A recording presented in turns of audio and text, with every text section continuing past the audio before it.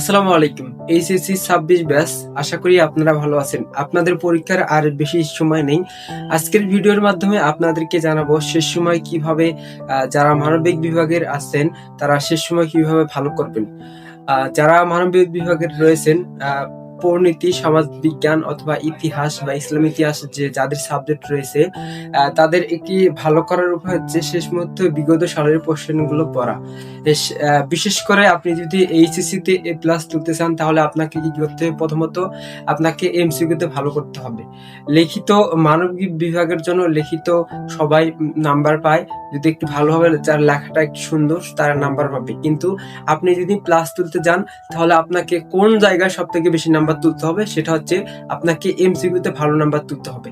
আপনি যদি ভালো এমসিকিউ তে ভালো নাম্বার তুলতে পারেন তাহলে আপনি প্লাস পাওয়ার দৌড়ে এগিয়ে থাকবেন। কেননা লিখিতটা এটা হচ্ছে আপনার লেখার উপর বা পরীক্ষার ৭টা সৃজনশীল রয়েছে, এই সৃজনশীলের উপর বেস করে।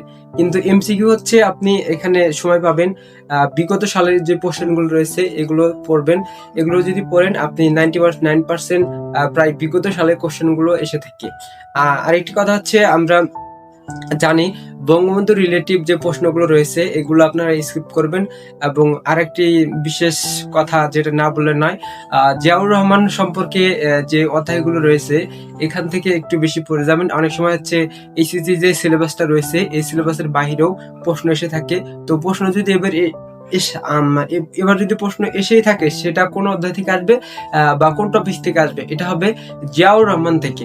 জিয়াউর রহমান থেকে অবশ্যই পড়তে হবে। এছাড়াও আরো কোশ্চেন রয়েছে, সেটা হচ্ছে বেগম খালেদা জিয়া আমাদের প্রাক্তন প্রধানমন্ত্রী, তিনি সম্পর্কে বা অনেক বেশি কোশ্চেন আসতে পারে। যদি সিলেবাসের বাইরে কোশ্চেন এসে থাকে তাহলে এই দুইজন ব্যক্তি সম্পর্কে বেশি একটা কোশ্চেন এসে থাকবে।